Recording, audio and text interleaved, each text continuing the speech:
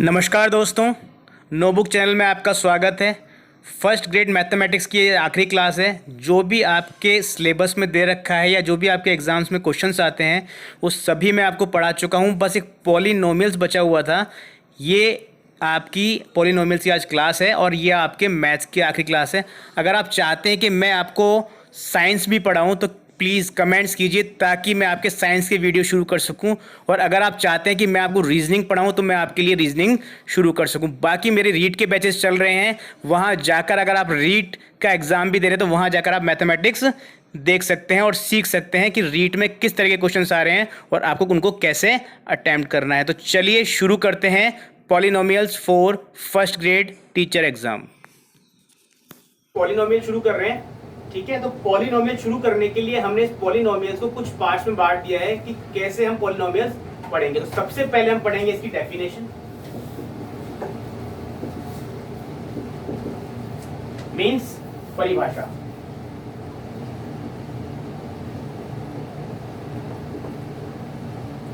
क्या पढ़ेंगे हम? इसकी परिभाषा। परिभाषा पढ़ने के बाद हम पढ़ेंगे इसके कोएफिशिएंट। परिभाषा पढ़ने के बाद हम पढ़ेंगे इसके कोएफिशिएंट।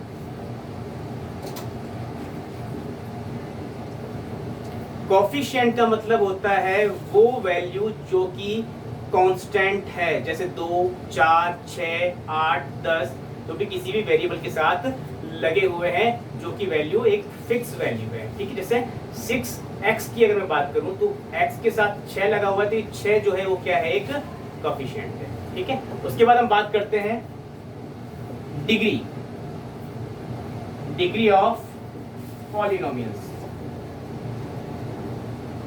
डिग्री का मतलब यहां पर यह है कि टोटल मिलाके कितनी घात है किसी भी पॉलिनोमियल्स की, कुल मिलाके कितनी घात है किसी भी पॉलिनोमियल्स की, ठीक है। तो उसको हम बोलते हैं डिग्री।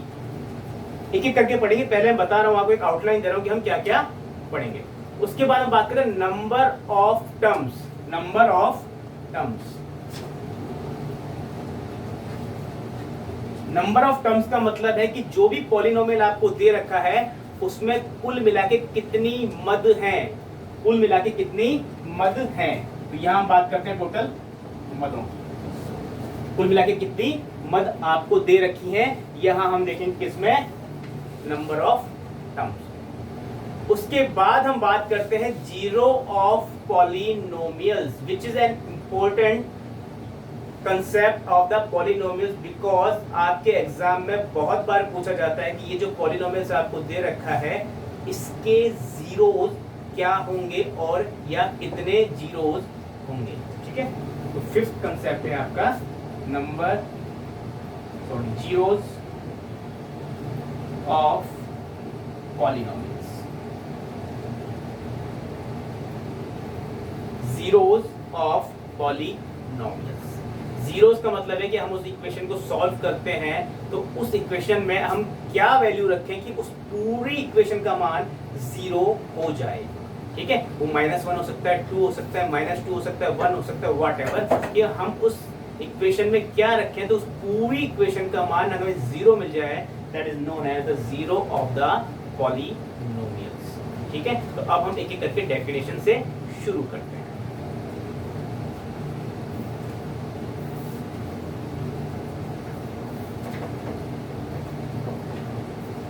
देखिए, अगर हम डेफिनेशन की बात करें तो डेफिनेशन हमको क्या बताती है कि ये जो भी पॉलिनोमियल्स है उस पॉलिनोमियल्स में जो भी आपको वेरिएबल दे रखा होगा, वेरिएबल क्या होता है वो देख लेते हैं। जैसे सपोज कीजिए 2x 4 - 3x क्यूब, ठीक है, प्लस 3x + 1। इसमें जो भी आपको वेरिएबल दे रखा होगा ये क्या है?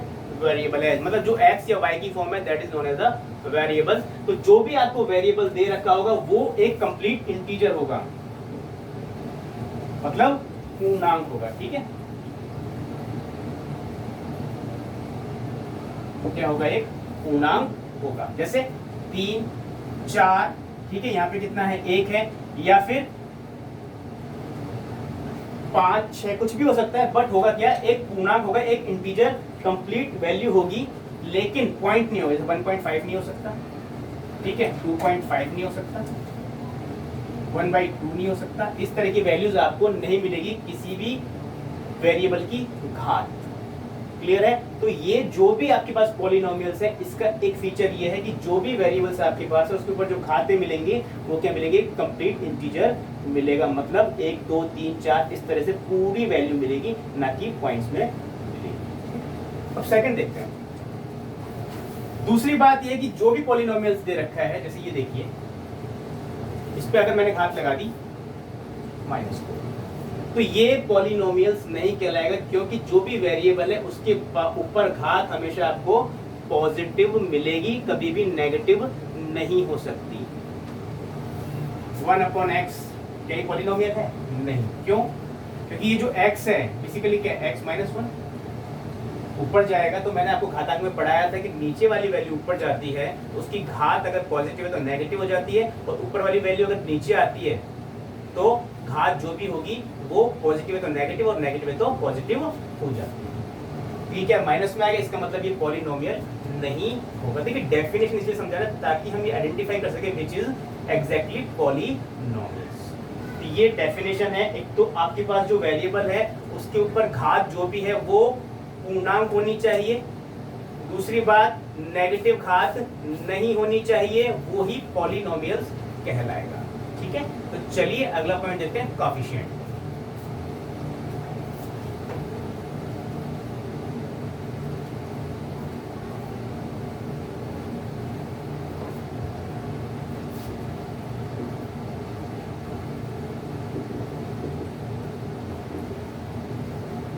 कोएफिशिएंट का हिंदी मीनिंग आप देख लीजिएगा, कोएफिशिएंट के नाम से पढ़ लीजिए। ठीक है, देखिए यहाँ पे 2x की पावर 4 दे रखा है, तो यहाँ पे जो भी वेरिएबल के साथ है, whatever the value is being put with x या means variables, that is known as the coefficient। तो यहाँ पर ये जो है 2, ये एक क्या है, कोएफिशिएंट है। यहाँ पर ये क्या है, 3, ये कोएफिशिएंट है। यहाँ पर क्या है, ये 3, ये क्या है, ये भी एक कोएफिशिएंट है। इसको -3 बोलेंगे अपन। ये सब वैल्यूज क्या है, एक कोएफिशिएंट है। तो वो जो भी वैल्यू आपके पास रखी हुई है आगे, वो सब क्या है, वेरिएबल के साथ कोएफिशिएंट कहलाती है। ठीक है, तो अपन डेफिनेशन देख चुके हैं, कोएफिशिएंट किसे बोलते हैं हम वो देख चुके हैं। अब हम बात करते हैं डिग्री ऑफ एनी पॉलिनोमियल। मतलब किसी भी आपको एक समीकरण दे दिया, पूछ लेगा इसकी घात कितनी है। तो चलिए देखते हैं डिग्री ऑफ पॉलिनोमियल।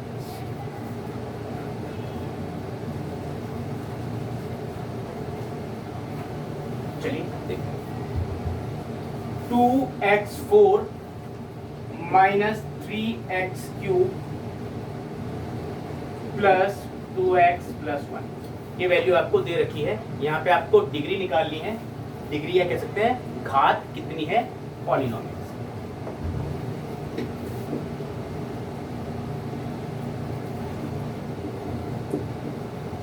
यहाँ पर देखिए, यहाँ पर कितनी है, 4, यहाँ पर 3, यहाँ पर कुछ नहीं है, मतलब 1 है।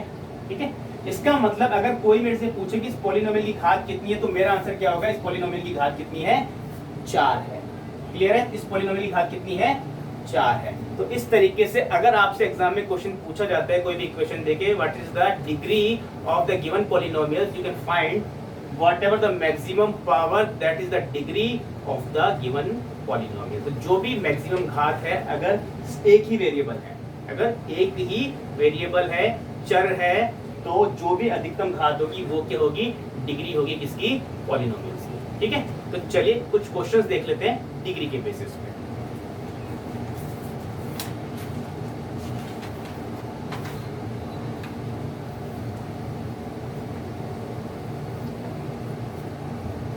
Nine x square plus 7x + 3, तो इसकी डिग्री या टोटल घात कितनी, इसमें पूछा हुआ है आपसे। तो सिंपल, सबसे पहले आप देख लेंगे वेरिएबल कितना, x², x और 3, यहाँ पर एक ही वेरिएबल है, और उस वेरिएबल के ऊपर मैक्सिमम घात कितनी दे रखी है आपको, 2 दे रखी है, यहाँ पर 1 है, ये तो क्या है, एक कांस्टेंट टर्म है। तो इसका मतलब इसकी डिग्री कितनी होगी, इसकी डिग्री होगी कितनी, 2। क्लियर है, तो हमारा आंसर क्या हो जाएगा, 2। एक और क्वेश्चन देखते हैं।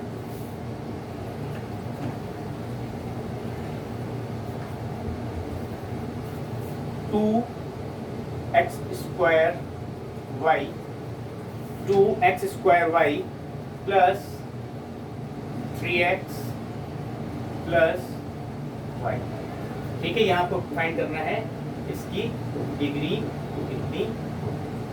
इस वाले केस में आपके पास वेरिएबल्स देखने की कितने वेरिएबल्स आपके पास दे रखे हैं। तो यहाँ देखिए वेरिएबल्स कितने, 1 और 2।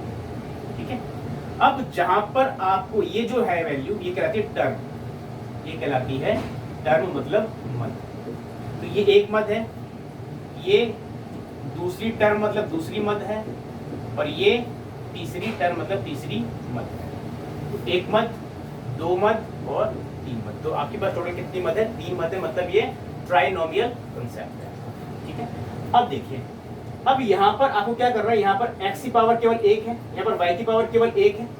तो आपको किसी भी टर्म, ये पूरी एक टर्म है, ये पूरी एक टर्म है, और ये पूरी एक टर्म है, तो किसी भी टर्म में जितनी भी वेरिएबल्स हैं उनके ऊपर जो भी पावर दे रखी है उनको आप ऐड कर लेंगे, तो आपको मिल जाएगी डिग्री उस दिए हुए पॉलिनोमियल की।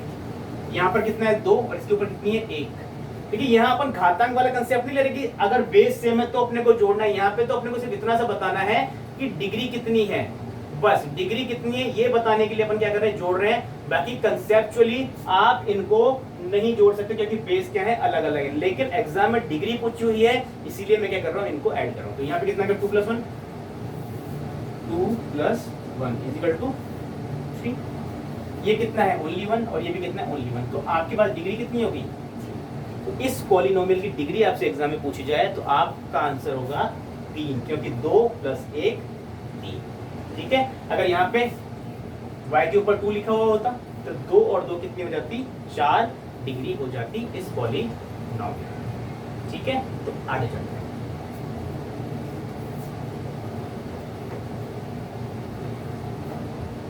अब हम बात कर रहे थे नंबर ऑफ टर्म्स की। तो कितनी टर्म है वो मैंने अभी आपको बताया था कि जितने आपको बीच में प्लस या माइनस दे रखे हों उसके पहले जितनी भी वैल्यूज है वो सब क्या है, टर्म है। जैसे 2x square y plus 3x plus y. ठीक है, एक आपको दे रखा है 2x, एक आपको दे रखा है x प्लस वाई। तो यहाँ पर ये जो वैल्यू है इसमें टर्म कितनी है, 1, मतलब मध्य कितनी है, यहाँ पर 1 है। तो इसका मतलब ये जो है क्या कहलाएगा, मोनो। मोनो मतलब होता है सिंगल, डाई मतलब होता है 2, ट्राई मतलब होता है 3। तो ये है मोनोनोमियल, मतलब एक पदीय। एक पद है, एक पदीय। ये कितने हैं, 2 पद हैं, द्विपदीय। ये कितने हैं, 1 2 3 त्रिपदीय। ठीक है, तो एक पदीय मतलब मोनोनोमियल, 2 पदीय मतलब बाइनोमियल या डाइनोमियल, और 3 पदीय मतलब ट्राइनोमियल। तो इस तरीके से अगर आपसे पूछता है कि कौन सी वैल्यू है, उसमें 3-4 आपको इक्वेशन दे दी और पूछ लिया कि इनमें से कौन सी ट्राइनोमियल है, मतलब त्रिपदीय है, तो कुछ नहीं करना, 1 2 3 काउंट कर लेना है, वो क्या होगी आपके पास, ट्राइनोमियल। अगर यहाँ पर कांस्टेंट टर्म भी होती, सपोज कीजिए 3 होता, तब भी ये 1 2 और 3 टर्म ही कहलाती। ऐसा नहीं कि तब आप केवल वेरिएबल वाले को काउंट करेंगे, नहीं, टोटल को काउंट करेंगे। 1 2 3 प्लस या माइनस से जितनी वैल्यू सेपरेट हो रही है वो सब क्या है, आपकी टर्म कहलाती है। ठीक है, अब बात करते हैं जीरोस की कि जीरोस क्या होता है।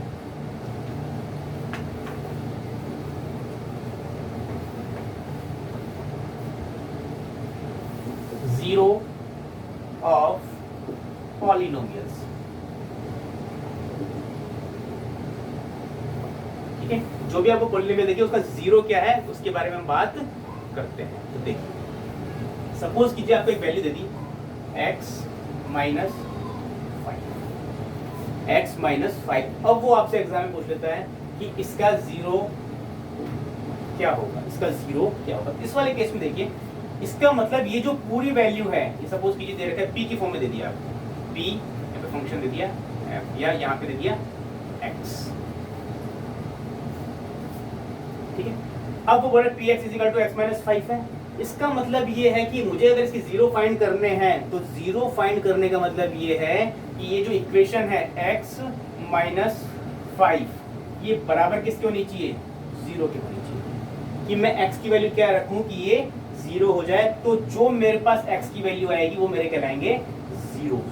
ठीक है, तो यहाँ पर मैंने इस पूरे का मान कितना होना चाहिए, जीरो होना चाहिए कोई भी x की वैल्यू रखने पे। तो यहाँ पर x की वैल्यू क्या होगी, x अपनी जगह है, माइनस 5 को इधर लेके आऊंगा तो ये माइनस प्लस हो जाएगा, तो x की वैल्यू कितनी हो गई 5। तो 5 माइनस 5 जीरो, इसका मतलब आपका जो जीरो है वो क्या है 5 प्लस 5 आपका जीरो है। क्लियर है? तो इस तरीके से आपके एग्जाम में क्वेश्चन आते हैं कि जीरो क्या होता है। अब अपन बेसिक कंसेप्ट सारे पढ़ चुके हैं, अब अपन इसके ऊपर क्वेश्चन सॉल्व करते हैं।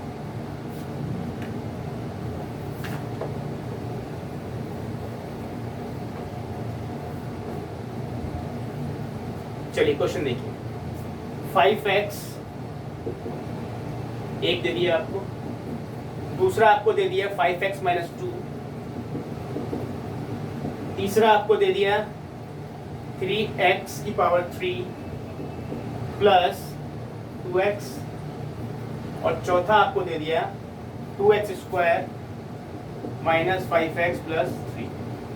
ये देने के बाद उसने क्वेश्चन में आपसे पूछा कि त्रिपदीय गुणांक, गुणांक मतलब पॉलिनोमियल है, त्रिपदीय पॉलिनोमियल कौन सा है। तो आपको क्या करना है, ये एक पदीय, एक और दो पदीय, एक और दो पदीय, एक दो और तीन। तो यहाँ पर आपको तीन पद मिल रहे हैं, तो आपका आंसर क्या हो जाएगा, ये वाला। क्लियर है? टर्म के बारे में पढ़ ही चुके हैं, प्लस या माइनस से जो भी अलग होगा वो पूरी की पूरी एक टर्म कहलाएगी। तो यहाँ पे आपके कितनी 1 2 और 3 टर्म है, तो आपका आंसर क्या हो गया, दिस इज योर ट्राइनोमियल। चलिए अगला क्वेश्चन देखते हैं।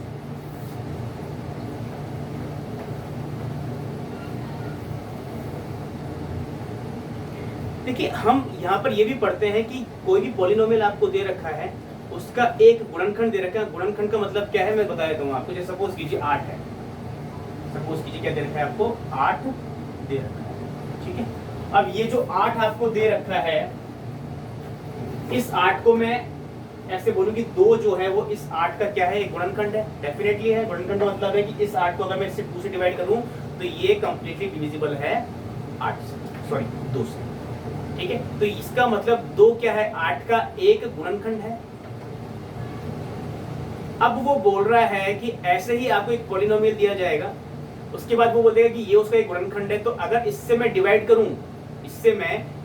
करूं तो शेषफल मतलब रिमाइंडर क्या बचता है। तो क्वेश्चन देख लेते हैं।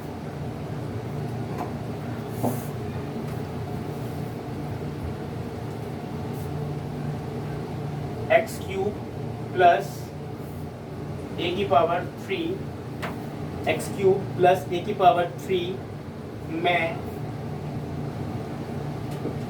एक्स प्लस ए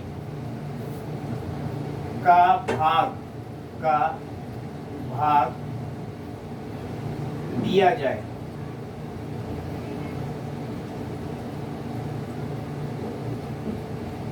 कहने का मतलब है कि एक्स क्यूब प्लस ए क्यूब को डिवाइड किया जाए एक्स प्लस ए से, तो शेषफल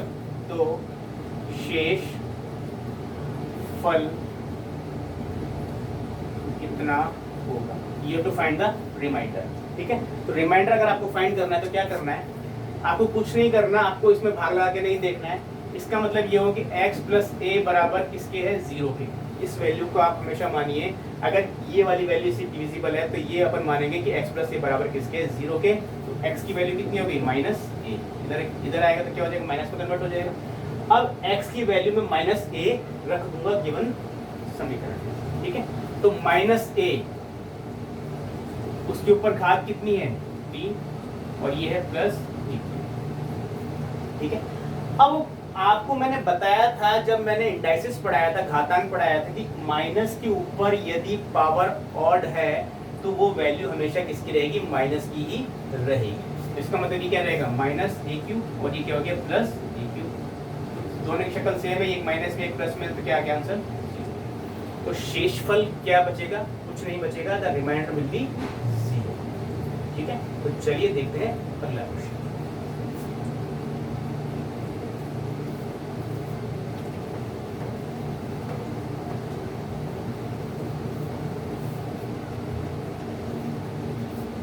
x cube plus x square, x cube plus x square plus x minus 3 का शून्य है। मजे की बात यह है कि अपने को ऑप्शन दिए होते हैं, तो इसलिए अपने को लॉन्ग टर्म में नहीं जाके इसको ऑप्शन से सॉल्व कर लेंगे। ऑप्शन दिए हुए हैं 1 माइनस 1 3 माइनस 3। ठीक है, तो सबसे पहले मैं कोशिश करता हूं कि ये जो है, ये प्लस पे, ये प्लस में, ये प्लस में, अगर मेरे को 3 मिल जाए तो माइनस 3 इसका मतलब 0 हो जाएगा। इसका मतलब अगर मैं यहाँ 1 रख दूं, 1 और 1 3, और 3 माइनस 3 कितना हो रहा है, 0। तो इसका मतलब मैं सबसे पहले ऑप्शन जो है उसको चूज कर लूंगा। ठीक, सबसे पहले कौन सा ऑप्शन चेक करूं, तो मैंने क्या चेक कर लिया, 1 को चेक कर लिया, 1 का क्यूब प्लस 1 का स्क्वायर प्लस 1 माइनस 3। ठीक है, तो यहां आप देखिए 1 का क्यूब कितना होगा, हमेशा आपको 1 ही मिलेगा, प्लस 1 का स्क्वायर भी कितना होता है, 1, और ये जो एक्स की जगह 1 था ये भी 1, माइनस 1 2 और 3, तो 3 माइनस 3 कितना हो गया आपका आंसर, 0। क्लियर है, तो आपको आंसर क्या मिला, यहाँ पर 0 आपका आंसर मिल गया। इससे 1 से, तो आपका आंसर क्या हो गया, 1। ठीक है, तो एग्जाम में जो क्वेश्चन आएगा कि कौन सा इसका 0 है, तो ऑप्शन यूज करके आप इजीली कर सकते हैं कि कौन सा आपको वैल्यू 0 दे रहा है। चलिए आगे देखते हैं।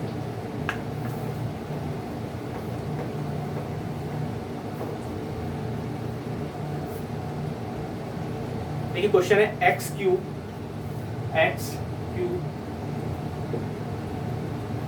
Plus l x plus m. एक इक्वेशन दे दिया आपको, x cube plus l x plus m. ठीक है, फिर वो बोलता है कि यदि मैं इसको x माइनस 1 या x प्लस 1 का भाग देता हूं तो शेषफल जो है वो बचता है 7। ठीक है, तो x माइनस 1 को x माइनस 1 या x प्लस 7 से भाग देने पर शेषफल 7 बचता है। तो L एंड M की वैल्यू फाइंड करनी है।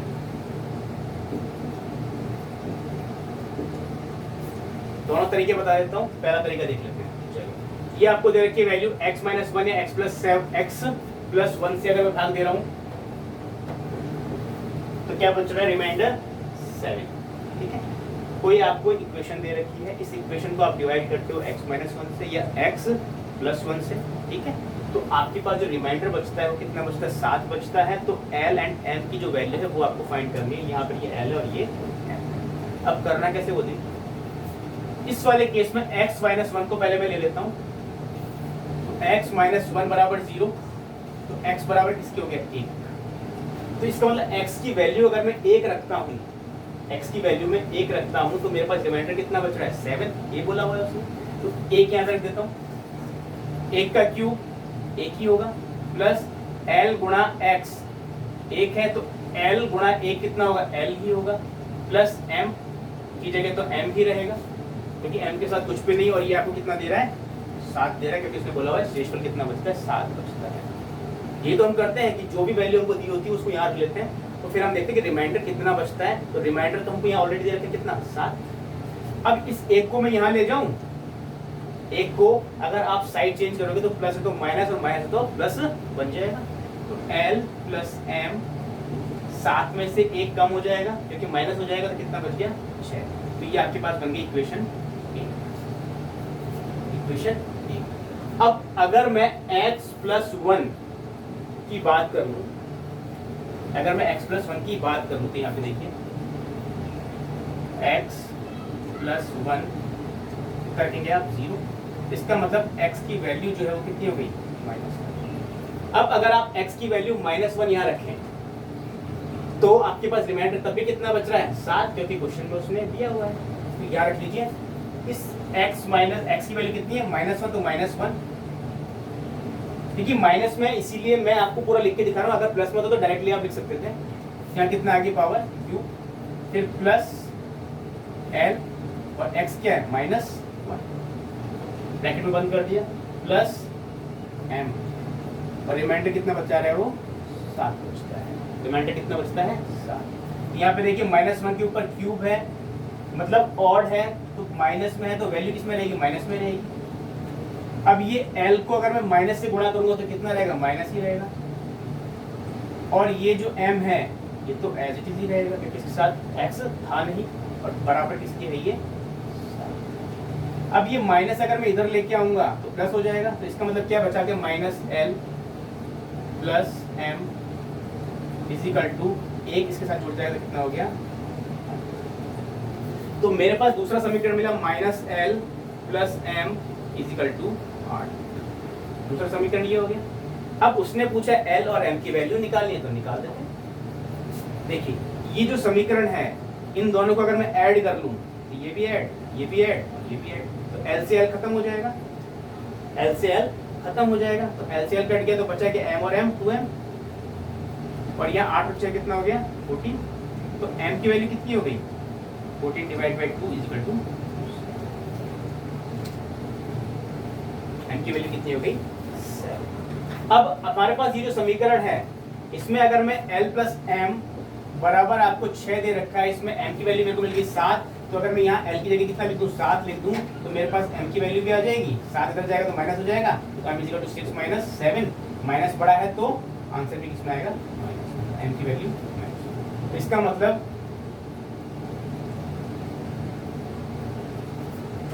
हाँ M हमको मिल चुका था, तो अब हमने M की वैल्यू रखनी है, सॉरी M की वैल्यू रखनी है। तो M की वैल्यू कितनी है 7, तो L की वैल्यू हम निकाल लेते हैं, ठीक है, ये L। तो L की वैल्यू कितनी हो गई -1। इसका मतलब L की वैल्यू -1 और M की वैल्यू ओनली।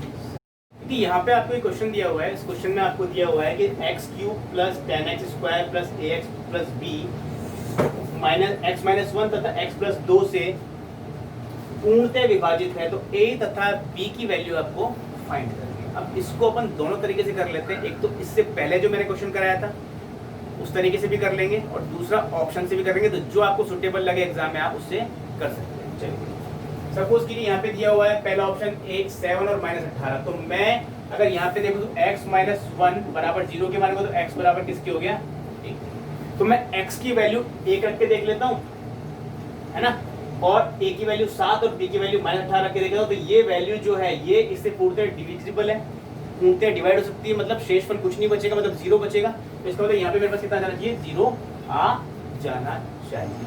तो चलिए सॉल्व करके देखिए। x³ x की वैल्यू कितनी रखनी है 1 रखनी है, तो 1 आ जाएगा, प्लस भाई 1 x का स्क्वायर 1 कितना हो गया प्लस 10 ही रहेगा, प्लस a की वैल्यू मैं यहाँ से उठा लेता हूँ कितनी 7, और x की वैल्यू कितनी है 1, तो 7 गुणा 1 कितना हो गया 7, प्लस b की वैल्यू अगर a की है तो b की कितनी -18, और किसके बराबर होना चाहिए 0 के बराबर, क्योंकि उसने बोला हुआ है कि अगर x माइनस 1 जो है इसका एक फैक्टर है, तो इसका मतलब x की वैल्यू अगर मैं 1 रखूंगा तो इस पूरी वैल्यू का मान कितना होगा 0 होगा। अब चेक कर ली 10 प्लस 7 17 और 1 18, और ये भी कितना -18 0। इसका मतलब मेरा जो पहली वैल्यू है वो 7 है, इसका मतलब मेरा जो a है वो कितना है 7 है, ठीक है। तो अगर मैं a को 7 रखूं और b को -18 रखूं, इस जो भी समीकरण दे रखा है, तो इसका मतलब मेरा आंसर सेट हो रहा है।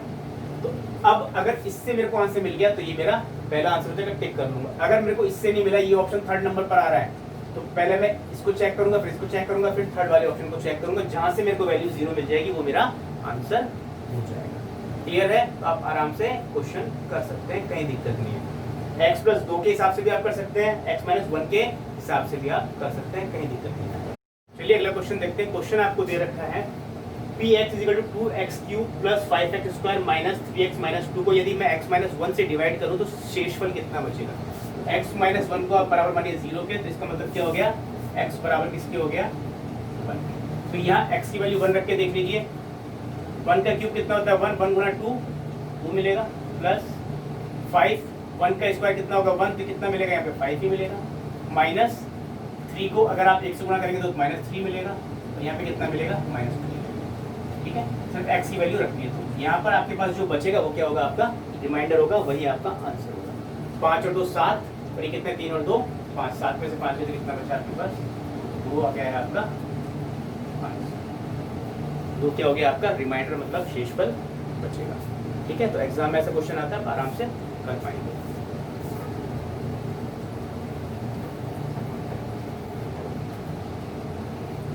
चलिए अब कुछ क्वेश्चंस ऐसे देख लेते हैं, वो एग्जाम में आपको देता है कि कैसे मल्टीप्लाई करना है और कैसे डिवाइड करना है। ठीक है, तो चलिए देखते हैं कैसे आप जो दे रखे हैं वैल्यूज उनको कैसे आप ऐड करेंगे और कैसे सब्ट्रैक्ट करेंगे पॉलिनोमियल्स को, और कैसे मल्टीप्लाई करेंगे और कैसे डिवाइड करेंगे। तो चलिए देखते हैं। सपोज कीजिए एक value they the a plus b को ऐड करना है, को जोड़ना है 2a प्लस 3b से। 2a प्लस 3, कुछ नहीं करना, जैसे अपन 2 को 3 से जोड़ते हैं, 2 को 3 से जोड़े तो क्या करते हैं? 2 प्लस 3 इजिकल टू कितना हो गया? 5। शक्ल क्या है? Same to same. शक्ल क्या है? सेम टू सेम, तभी जोड़ पा रहे हैं। ऐसे ही जब आपके पास वेरिएबल्स हो तो शक्ल सेम हो तो जोड़ पाएंगे। तो a प्लस b ऐड करना है तो प्लस 2a प्लस 3b, जिसकी शक्ल सेम है उनको जोड़ लीजिए। ये a इस a से सेम है। देखिए ये वेरिएबल के साथ आप सेम वेरिएबल जोड़ेंगे, कांस्टेंट टर्म से कोई लेना देना नहीं है, कोई फर्क नहीं पड़ने वाला। ठीक है, वेरिएबल के साथ हमेशा सेम वेरिएबल जुड़ेगा। तो ये भी a और ये भी है, तो 2a और 1 a कितना हो गया? 3 है। ऐसे ये 1b और 3b कितना हो गया? 4b। तो आपका आंसर क्या हो गया? 3a plus 4। 3a plus 4। चलिए आगे।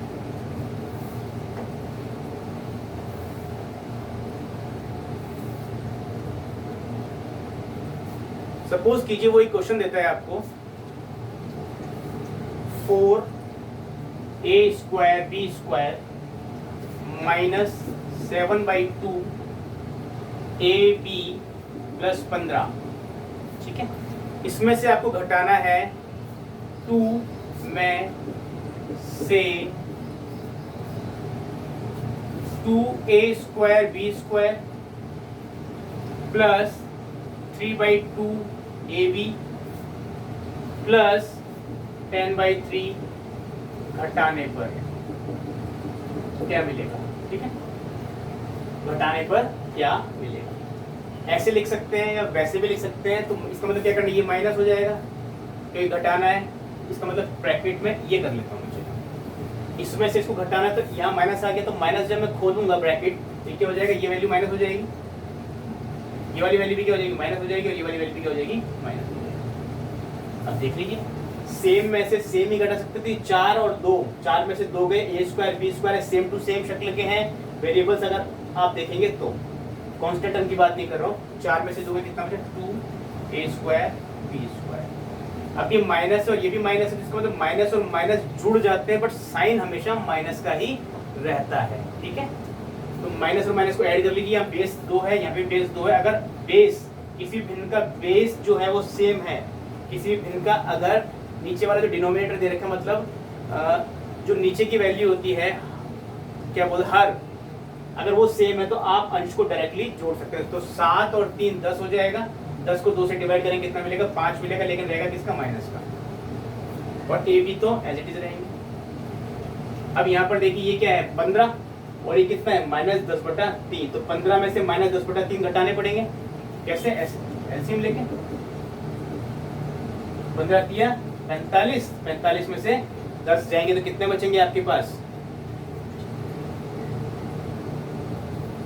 इसका मतलब ये कितना मिला आपको? ये वैल्यू बढ़ी है प्लस 35/3, तो ये आपका हो गया आंसर। ठीक है, तो जैसे अपन नंबर्स जोड़ते घटाते हैं वैसे ही वेरिएबल्स को जोड़ना घटाना है, कुछ नहीं करना, बस छोटी छोटी बातें ध्यान रखनी है कि जो सेम वेरिएबल्स हैं उन्हीं को जोड़ सकते हैं, सेम वेरिएबल्स को ही घटा सकते हैं। तो मतलब शक्ल सेम है, कहीं भी आप जोड़ पाएंगे या घटा पाएंगे। अब देख लेते हैं कैसे आप डिवाइड करते हैं किसी भी दिए हुए वेरिएबल्स को, और कैसे आप मल्टीप्लाई करते हैं, कैसे डिवाइड करते हैं। चलिए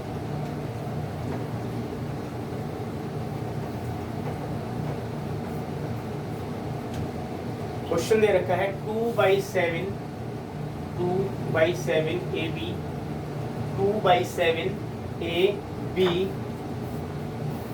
को A² माइनस 3BQ अपॉन 2 से गुणा करने पर बहुत इजी क्वेश्चंस आते हैं आपके रीड में, कहीं दिक्कत नहीं है। ठीक, तो 2/7 AB, इसको गुणा करना है इससे, तो गुणा का साइन यहाँ लगा दिए, A² माइनस 3BQ अपॉन 2। देखिए, जब आपको किसी वैल्यू से गुणा करना है और बीच में अगर माइनस या प्लस दे रखा है, तो इसका मतलब ये है कि जिससे भी गुणा करना है वो हर पर्टिकुलर वैल्यू से गुणा होगा, माइनस या प्लस से पहले वाली भी और बाद वाली। जैसे यहाँ पे कितना है, ये भी है और एक ये भी है, मतलब एक टर्म ये है और एक टर्म ये है, तो जो भी आप मल्टीप्लाई करेंगे ईच टर्म से मल्टीप्लाई करेंगे। तो 2/7 ए भी दे रखा है आपको, इंटू A², माइनस की जगह माइनस आ जाएगा, फिर वही 2/7 AB और ये इससे मल्टीप्लाई हो जाएगा, तो कितना हो गया 3B³ अपॉन। इस वैल्यू को पूरी को इस टर्म से मल्टीप्लाई करेंगे और इस वैल्यू को इस टर्म से मल्टीप्लाई करेंगे, साइन माइनस का ही रहेगा। तो अब देख लेते हैं A और A, यहाँ बेस सेम है, ये बेस सेम है, तो A की पावर 2 और A की पावर 1 कितना हो गया 2/7, A की पावर 3 और B सिंगल है, माइनस की जगह माइनस आ गया, 2/7 की जगह 2/7 आ गया। अब यहाँ पर देखिए A B है, तो यहाँ पर आपके पास क्या केवल B³ है, तो 3 ये है और 1 ये, तो कितना हो गया, A तो एज इट इज रहा और B कितना हो गया 4। लेकिन यहाँ पर ये जो 2 है, इस 2 से 2 कट रहा था, तो इसका मतलब यहाँ कितना रह गया 1।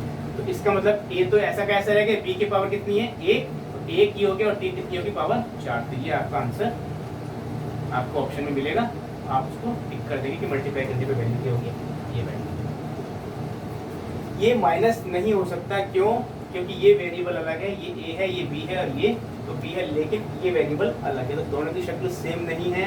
अगर वेरिएबल की शक्ल सेम होगी देखने में, तभी आप जोड़ सकते हैं या घटा सकते हैं। ठीक है, तो चलिए क्वेश्चन देख लेते हैं भाग का, मतलब डिवाइड का।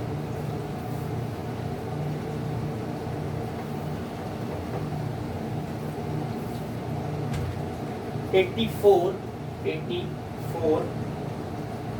M² NQ, M² NQ में 7 MN² से भाग देने पर भागफल।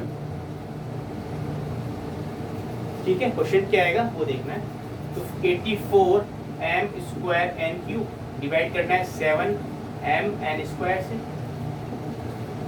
आग लगाने का मतलब बेसिकली इस तरीके से वो लगा सकते हैं। तो देखिए इसको 84 को वैल्यू से वैल्यू काट सकता हूँ। 84 को अगर मैं 7 से डिवाइड करूँ तो कितना आएगा 12। इस m यहाँ पर 1 है और यहाँ पर 2 है, तो आप घातों को क्या करते हैं माइनस करते हैं, ज्यादा वाले की तरफ छोटे कम वाले ले जाते हैं। तो यहाँ 2 है और यहाँ 1 है, तो कितना रह गया केवल 1 रह गया। यहाँ पर 2 है और यहाँ पर 3 है, तो कितनी रह गई 1 रहेगी, 3 में से 2 गया। तो आपके पास आंसर क्या हो गया 12 MN। आप अगर डिवाइड करेंगे इस वैल्यू को इस वैल्यू से, तो आपके पास आंसर क्या आ जाएगा 12 MN। ठीक है, तो ये आपका आंसर हो जाएगा। तो चलिए एक क्वेश्चन दे रखा है Px = x - 2 + 4 के शून्यों की संख्या कितनी। इस तरह का अगर आपके पास क्वेश्चन आता है तो सबसे पहले आपको आइडेंटिटी मतलब सर्व समीकरण जो थी वो याद होनी चाहिए कि ये जो वैल्यू है इसको आप खोल लेंगे तो क्या होगा a + a - b का होल स्क्वायर, वो क्या होता है a² plus B square minus 2a। इसको अगर मैं खोलूंगा तो x माइनस 2 का होल स्क्वायर प्लस 4 a का स्क्वायर प्लस b का स्क्वायर, b आपके लिए ये है, माइनस है तो यहाँ माइनस आ जाएगा, माइनस 2 इंटू एक्स, एक 2 ये है और एक मतलब a और b जो है उसके हिसाब से लिख दिया, प्लस अब इसको सॉल्व कर लेंगे एक्स स्क्वायर, ठीक है, और ये माइनस है तो 2 और 2 4, 4x हो गया तो माइनस 4x लिख लीजिए, और ये 4 और 4 कितना हो गया 8। वो बोल रहा है कि इसके शून्यों की संख्या कितनी होगी। देखिए यहाँ पर ये जो वैल्यू है क्वाड्रेटिक इक्वेशन है, क्वाड्रेटिक इक्वेशन का मतलब ये होता है कि जहाँ पर आपके पास पॉलिनोमियल की डिग्री कितनी है 2, तो यहाँ पर शून्यों की संख्या भी कितनी होगी 2, तो शून्य कितने होंगे इसके, ये आपके एग्जाम में आया हुआ इक्वेशन, ठीक है। यहाँ से आप बता सकते हैं शून्य की संख्या कितनी होगी 2। क्लियर है? आप यहाँ से नहीं बता सकते, यहाँ तो आपको क्या लग रहा है x एक ही लग रहा है, लेकिन आप इसको खोलेंगे तो आपको पता चल पाएगा कि पावर कितनी आ रही है, 2 आ रही है 3 आ रही है, उस हिसाब से आप बता पाएंगे कितने शून्य इसके। तो बेसिकली आपसे पूछा जाएगा क्वाड्रेटिक इक्वेशन, ठीक है, तो क्वाड्रेटिक इक्वेशन कितने शून्य हो जाएंगे इसके 2 शून्य, मतलब 2 जीरो हो जाएंगे, ऐसी 2 वैल्यू रखेंगे जिससे इसकी कोई की वैल्यू कितनी हो जाएगी 0 हो जाएगी। क्लियर है?